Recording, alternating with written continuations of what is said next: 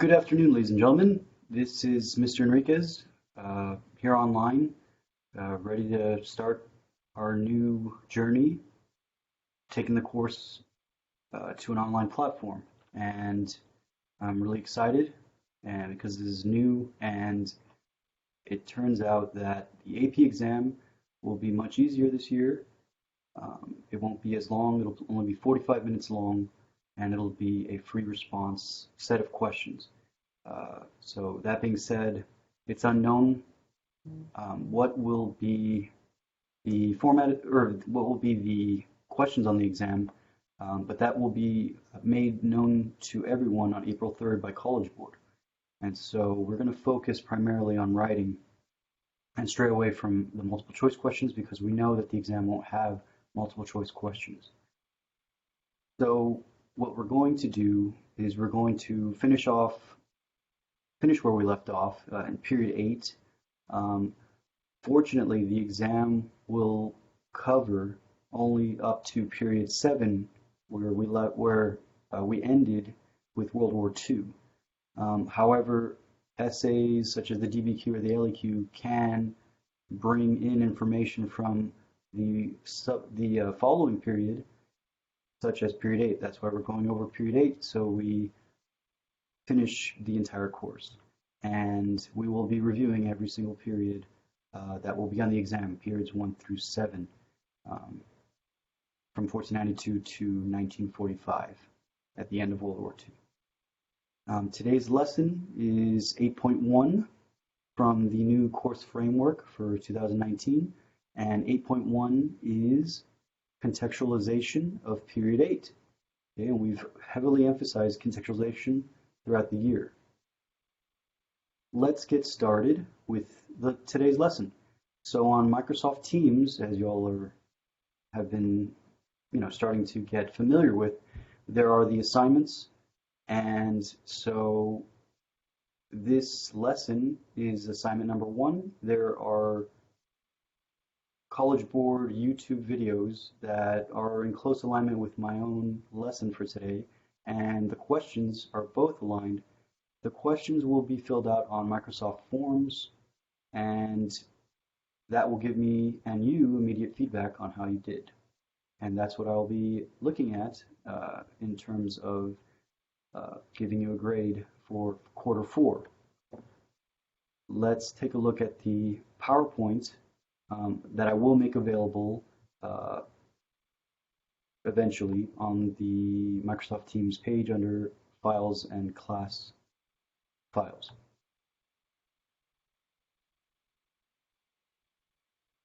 Okay, so what we're going to take a look at, this is the curriculum framework for 2019 off of College Board's website, and this is the course and exam description. We're going to look, this is today's objective, or today's lesson, topic 8.1, contextualizing period 8. So contextualization is something we're going to have to review because it's a skill that we're going to have to be able to use, especially when we're taking our AP exam. And so what we're going to have to be able to do is we're going to have to use that historical thinking skill, change in continuity over time in regards to historical developments, and we're going to have to explain similarities or differences with contemporaneous historical developments in different regions or geographical areas.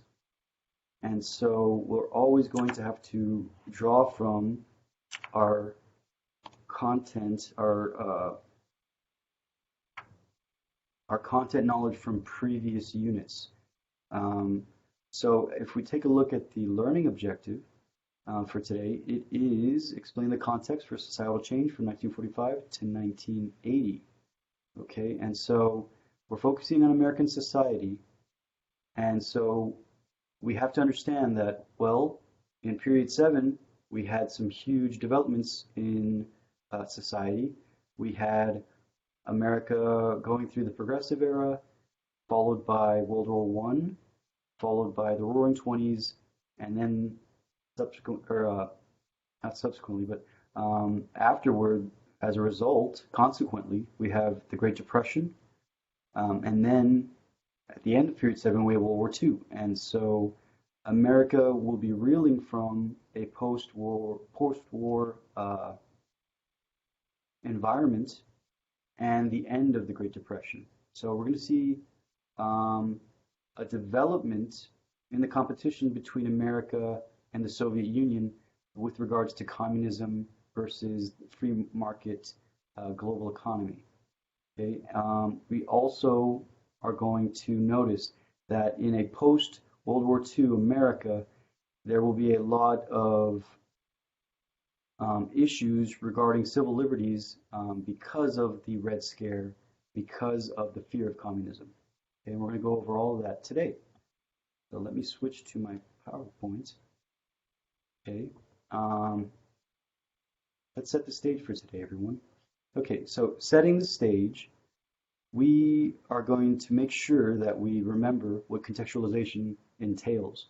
And so contextualization is the skill that involves the ability to connect historical events and processes to specific circumstances of time and place. So we have to connect everything, guys. We have to make connections. We have to see how history is linear, guys. It's linear, and so it builds and builds and makes, it kind of starts to rhyme, and you see similarities, you see differences, not only within our own country, but around the world and in certain regions. So here's a warm-up question. What do the following presidents have in common? And what I'm going to help you out with right now is in terms of foreign policy, okay? So those should be giveaways. Monroe, Truman, Eisenhower. Monroe's from the 1800s, right? And Truman and Eisenhower will be presidents after World War II and in period 8. They're going to have certain foreign policies, okay? Now remember, foreign policy-wise, we have either interventionist or isolationist, right? We're either going to tell people to stay away or we're going to interact with other people, okay? And so take a moment to think, okay? Usually foreign policies are going to have the word doctrine in them, right? The doctrine is a policy, so think of Monroe Doctrine, think of Truman Doctrine, think of Eisenhower Doctrine. Okay, right away, making these connections, guys. Truman, Eisenhower, they're after World War II. So more than likely, they're going to not like communism, right? They're going to be kind of wary of the threat of communism. Now, Monroe doesn't really care about communism because Monroe lived in a time when communism didn't exist, right? So that's the dead giveaway, okay? The Monroe Doctrine is isolationist. They're saying, hey, remember in class when I did Monroe told Europe to stay out of the Western Hemisphere, okay? And then you all enjoyed that. Well, that's isolationist, okay? Now Truman and Eisenhower are both going to have policies of containment of communism, okay? They're going to try to contain communism, and they're going to offer aid to other countries. So Truman's going to give aid to Greece and Turkey. Eisenhower is going to say, hey, look, if countries feel threatened by communism, you need to ask us and we'll give you military aid because we do not want communism to spread. Okay, it's going to be like a domino effect. One domino falls down, one country turns communist, then all the other dominoes, all the other countries turn communist. Okay, not good, in their point of view. So, here's the content for today, guys. Contextualizing period 8. Here's what the expectations are. Understand change and continuity from, his previous historical developments. Look at the similarities, differences around the world and in certain regions. The skill we'll be focusing on is contextualization and to try to build connections over time with historical developments using specific evidence, guys. So that's where the vocabulary comes into play. That's where the terminology comes into play. You're going to have to talk about the Truman Doctrine. You're going to have to talk about the Eisenhower Doctrine. Okay, you're going to have to talk about the Cold War. You're going to have to talk about specific evidence, right? Well, we're going to have the Vietnam War. We're going to have the Korean War, right? We're going to have the arms race with the buildup of nuclear weapons. Okay, those are all issues. Okay, we're gonna have the Red Scare. America's gonna be Red Scare Part 2. America after World War II and after World War One, we go through a Red Scare. The second one is very similar. Okay, we go on witch hunts looking for communists. We have to remember, oh, Senator McCarthy, McCarthyism, that guy was hunting communists, even though he made a lot of it up, and then it turned out not to be very true. But that's going to impact society, everyone. Okay, so let's take a look at the 6 things that we're really going to have to know for period 8. Okay, this is kind of a unit at a glance. We're going to look at, okay, this is all the stuff in period 8.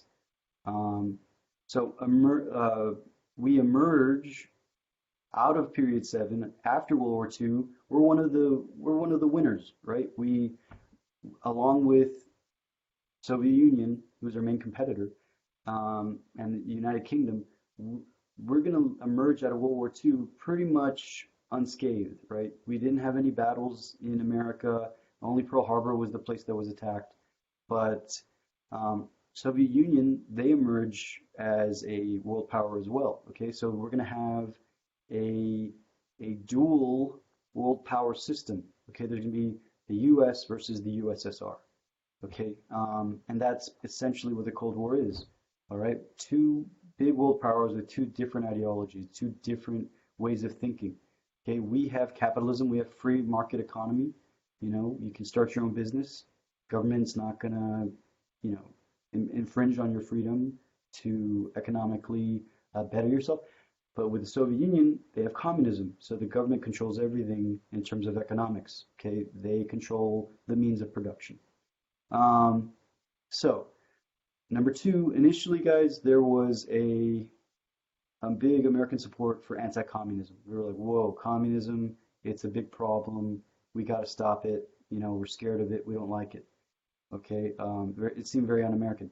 Now that'll change when Vietnam happens because Americans start to question, like, well, what are we doing? Does it really matter? Okay, civil rights. Okay, so civil rights movement. That's where we left off of in class. Civil rights movement in the 1950s, 1960s, with segregation ending, Brown versus Board. Very important case. Martin Luther King, Malcolm X. The Freedom Riders, they're all going to take place during this period of time. Okay, now the civil rights movement and social movements are going to be questioned and challenged as being, maybe communist, right? Like, oh, we want everyone to be equal. It doesn't matter your race, your ethnicity, but the communists want everything to be equal. And so there is this rigidity in the 1950s that kind of dissolves away, and then we see great change in the 1960s, especially with President Johnson's Great Society program and the Civil Rights Act 1964. But then, as a response to all these changes, the economy, not because of these changes, but the economy will start to struggle. And the pendulum of politics will change again in the 1970s. We'll kind of go back towards conservatism, and the economy will be struggling. Richard Nixon will he'll get out of Vietnam, but his presidency will be mired with corruption, and then he'll be removed from office. Okay, so a lot of things are going to change decade by decade. Okay, by the time we get to the 1980s. So, how did we get to this point? Okay, we have to think back at the preceding decades, the preceding events, right? So, 3 huge events, guys. World War One, that's the end of the progressive era, right? Our foreign policy is to intervene, right? To get involved, to help in World War One towards the end. The Roaring Twenties changed that. We go back to isolationism. But then we start to go back to the Gilded Age in terms of economic policies. We start to not care about regulation of business, and then people start to cut corners, and it results in the Great Depression, right? The Great Depression happens, the world is in a huge economic crisis, and then we see the emergence of fascism and dictatorships in Europe, Hitler and Mussolini, and World War II breaks out. Okay, and the world is consumed by World War II, massive loss of life. Um, and then out of the ashes of World War II, we have two world powers, America and the Soviet Union, aka Russia and the countries that Russia took over. Okay, moving on. Let's explain one way. Okay, so we're going to practice SAQs. Throughout the year, we've done a lot of SAQs. I have a feeling that if the exam is 45 minutes long, there are definitely going to be some SAQs in there, or it might just all be SAQs. Because 45 minutes, well, that's not enough time for a DBQ, unless they make a hybrid, like short DBQ, possibly. I know College Board wants us to analyze documents, use evidence to support our responses. And so I think the thing that encapsulates that is a short answer question, because there is going to be a stimulus, there is going to be a document to analyze, and then you're going to have to answer questions. Now, an LEQ could be fair game. An LEQ takes 30 minutes. I mean, 40 minutes if it's the new standards. So it could just be an LEQ, one LEQ, but then that doesn't really incorporate any document analysis. So I'm going to predict that it's going to incorporate some short answer questions. Okay, it could just be maybe 5 short answer questions. Who knows? So we're going to practice this because this skill will translate to any writing that we'll be doing on the exam. Okay, so briefly explain one way in which the United States involvement in world affairs changed between 1945 and 1960. And a dead giveaway is, okay, well, 1945, that year needs to be ingrained in your memory. That's the end of World War II, okay? 1960, that's, President Kennedy is going to become president in 1960. So that's the end of Eisenhower's administration. So, what presidents are going to be during this period of time? It's going to be President Truman and President Eisenhower. So we're going to have to know, okay, Truman Doctrine, Eisenhower Doctrine, okay? So these are all the possibilities, ladies and gentlemen, okay? They're asking for one way, and here are multiple ways that you can see there's specific evidence, folks. You have to know the terminology, okay? And you can use any one of these, right? You can use the establishment of NATO. So we have to know what NATO is, right? It's a treaty organization. It's a security agreement, collective security between the United States and Western Europe, okay? To kind of counter communism and stop the spread of communism. Containment, right? Gotta know this, okay? Containment overseas, the containment policy deals with Truman Doctrine, deals with Eisenhower Doctrine, stop the spread of communism. Give other countries military aid, such as the Marshall Plan down here, okay? We give Western Europe money, like $13 billion, and then they don't go communist, all right? Military, you could go the military route. Oh, well, I know, well, my grandfather fought in the Korean War, okay? And then my dad was born, I guess, at the end of the Korean War because my grandfather was happy that he didn't make the ultimate sacrifice during that conflict, right? And so that's another option. We're going to keep fighting because we want to stop communism. National Security Act 1947, that's going to be more rigorous if you remember specific laws like that. But don't get overwhelmed. Okay, there's a lot of options, folks. 45 minutes on the exam, it might be very fast paced as we're accustomed to. So whichever you can think of, okay, as long as it fits in that time period. Right, and then you could kind of contextualize in Vietnam. That's when the U.S. is going to start to help France because France used to own Vietnam before World War II. Then Japan took over all of Asia, and at the end of World War II, France wanted Vietnam back, and Vietnam was like, "Whoa, hold up, dude. I thought Japan took us over, and we didn't like that. And I thought everybody's going to be free now. Vietnam, we want to be our own country." And France was like, "No. That was Japan. Those are the bad guys. We're different, right? We want to control you like the good old days." And so that's why the Vietnam War starts, guys. France will give up, and then America will get involved because Vietnam wants to become communist and independent. So let's look at this part B of this SAQ. So we've, the SAQ, remember guys, the SAQ, we're always using the ACE method or the CRE method. I know you've used the CRE method in other science classes. So, claim evidence reasoning, guys. Okay, we're going to make our answer. We're going to show why we think that, and then we're going to use specific evidence to support our answer, to support our claim, our thesis. Okay, so one difference between the United States involvement in world affairs in 1945-1960 and then in period 7, 1918 to 1940. So this is contextualization, guys.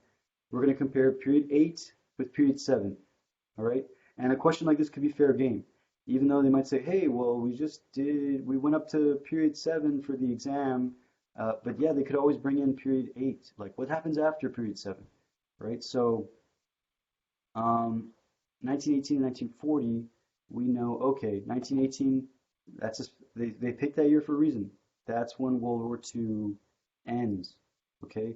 1940, that's when 1918 is when World War I ends, okay? I was testing you, and you passed the test. So 1918, when World War I ends, 1940, when World War II begins, okay? But a dead giveaway is, from 1918 to 1940, we have an isolationist foreign policy. We don't want to get involved. We don't care. We didn't like the way World War I happened. We just want to mind our own business, worry about America, economically making money.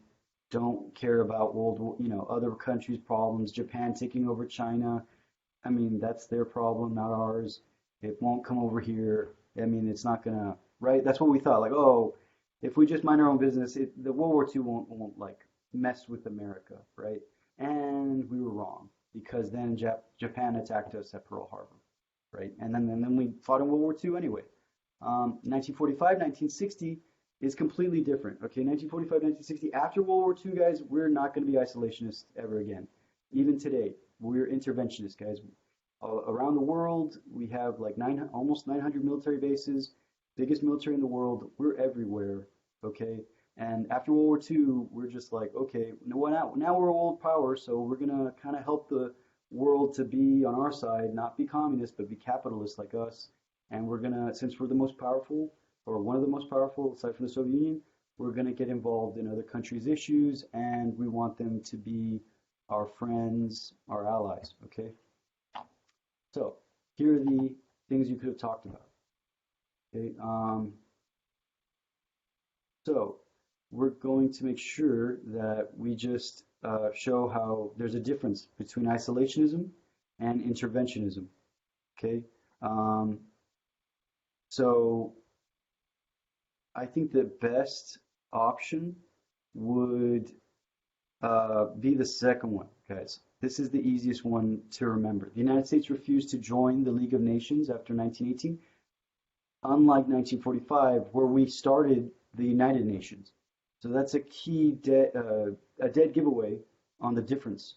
Okay, President Wilson made the League of Nations, but then we didn't even join it, and then he had a stroke, right? But then we make the United Nations, and we're one of the members of the Security Council. We're one of the permanent members of the Security Council. Okay, so as long as you hit on that, you'll be fine. Okay. You could talk about economics and loan repayments and financial obligations. You could talk about defense agreements, but I think the easiest one is just the difference between the League of Nations and the United Nations. All right, one of them the U.S. joins, one of them doesn't. Right, and it's interventionism, isolationism. Very good. Now moving on to C. Briefly explain one reason for the difference between the United States involvement in world affairs between 1945 and 1960. And United States involvement in world affairs between 1918 and 1940. Okay, so we kind of already answered that, right? That's why the questions are linked. The reason is the shift in policy between interventionism and isolationism. So 1918, 1940, that's isolationist. We don't want to get involved in other countries' problem. 1945, 1960, that's the Cold War. We're competing with Soviet Union. We do want to get involved in other countries' problems. We want to stop communism. Okay, so let's take a look. All right, so here you just have to explain yourself, okay? So just explain the contextualization. Well, okay, in 1918, 1940, why are we isolationists? We didn't like the outcome of World War One. We saw it as Europe's problem, okay? And um, uh, uh, on another point of view, right, between 1945 and 1960, the U.S. is going to try to maintain its national security and prevent the spread of communism. Okay, so either way you look at it, okay, we're either going to want to uh, we're either going to want to prevent communism from spreading and helping countries stay capitalist, not communist, or we're going to want to promote our national security by helping other countries have defense security, collective security agreements with us, like NATO. And that's going to be a difference from 1918, 1940, where we're isolationist. We don't care about collective security. We didn't want to be in the League of Nations, and that's a main reason in the difference. Okay, so key takeaways. Okay, so key takeaways from our lesson today. The United States responded to an uncertain and unstable post-war world by asserting and working to maintain a position of global leadership with far-reaching domestic and international consequences. Okay.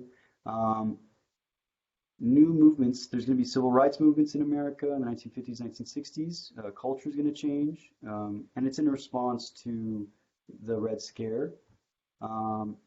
So economically, we're going to flourish after World War II, and so society will change. People will start to live in the suburbs. Everyone wants you have the baby boomer generation emerge after World War II. And so that's how we're putting everything into context, right? And so that is essentially what we're doing so that we can show that we know how everything's connected and how things change and remain the same over time. Okay, changing continuity over time is one of the biggest skills we have to use for our course. Okay, so here are the 6 takeaways again, guys. You got to know the terminology, guys. We're going to look at Great Society program. It's kind of like the New Deal with President Johnson. We got to know the Civil Rights Movement. Okay, we got to know this anti-communist policy during the Cold War. Containment and the Truman Doctrine, the Eisenhower Doctrine. Okay, that's going to be a continuity throughout period 8. Is this anti-communism ideal? Okay, and socially, we're going to make sure that we understand that there are great social changes. America is going to want to be okay with giving racial equality and to end racial discrimination, promote social justice, and try to take care of poverty. Okay. During the years 1945 to 1980, the Cold War fluctuated between period and competition and peaceful coexistence. Okay, this is another example of a SAQ. Okay, oops, I accidentally showed you what we're looking for. Hopefully, so we're going to explain one policy or action that led to the confrontation. This is where the definitions, the terminology comes into play, guys, from our readings of the AMSCO book, which is now digital on our files in Microsoft Teams. Okay, so you're just going to have to know some of these specific pieces of evidence. Okay, so you can talk about the nuclear arms race, the Korean War, the Vietnam War, the space race, the Berlin Wall crisis, the Bay of Pigs incident, the Cuban Missile Crisis, which I'm going to love teaching you. That's one of my favorite events in U.S. history because it was so close to the world ending. And it was just very exciting. 13 days where people thought, oh my goodness, it's probably the end of the world. So yeah, guys, history goes ups and down in terms of threats and things like that. So let's continue. Part B, let's explain one policy or action that promoted a peaceful coexistence. Okay. So this is the opposite. Part A, we're talking about conflict and confrontation. Okay, now we're talking about peaceful coexistence. There's a lot of good things that happened in the Cold War, where we're like, well, the world could end because we have nuclear weapons, and everyone could shoot all the nuclear weapons at once, and it didn't happen, guys. Okay, so the United Nations, 1945, is going to emerge, and it still exists today, guys, and it's worked. Their main objective was to not have another world war, and thankfully, we have not had another world war. Okay, detente, it's a French word, but it's kind of like in Spanish, detente, and it means to stop. Let's reset. Let's stop all the hostility. Let's reset. Okay, SALT 1 and 2. Those are going to be strategic arms limitation treaties that we're going to try to stop making so many nuclear weapons. We're going to have nuclear arms reduction. We don't want so many nukes. Geneva Accords, we're going to set some rules for military engagement. We want peaceful and humane ways to engage in conflict. Paris peace talks, the kitchen debates between Khrushchev and Nixon. So, letter C, provide one piece of outside information, outside evidence, and explain how it supports your response in A or B. So, you know how I gave you all those examples for A, all those examples for B? So you just choose one of those extra examples, and that will be your C. Okay? So, for example, you could talk about the Vietnam conflict, talk about the Truman Doctrine, and how it relates to the Geneva Convention. The Truman Doctrine wanted to stop the spread of communism, so that could lead to the Korean War. Okay? And so those, yeah. So what really helps, guys, is that we brainstorm before we answer the question, because you don't want to write yourself into a corner and do something in A or B that you can't. Then you get to C and you're like, ooh, I don't know how to support A or B, and then you miss out on C. We don't want to do that. Okay, so for the next lesson, guys, this is what I want us to think about. As the Cold War begins, what is the point of view of Presidents Truman, Eisenhower, and Kennedy with regard to the buildup of American armed forces? Okay, so we're looking at foreign policy again. Okay, and they're gonna be in response to the threat of communism by the Soviet Union, right? So militarily, we're interventionists and we're not turning back. We're going to keep building our military. We're going to keep building nuclear weapons in response to the Soviet Union's threat to the world and mainly to us. Okay, so we're going to have different doctrines that we need to talk about. Okay, and we're going to need that for the next lesson tomorrow about the Cold War, 8.2. So I have uploaded an assignment with Microsoft Forms that you need to fill out, and it's going to give me all the feedback, and you'll get the grade. So if you have any questions, I'll be available on Microsoft Teams for the chat, or we could do video conferences during the office hours. So make sure we're doing the reading in their AMSCO book, the chapter on the first chapter of period 8 in the Cold War. Okay. Make sure we have the reading done, because we're going to have a quiz this week on the Cold War. Okay. Well, good luck and study hard.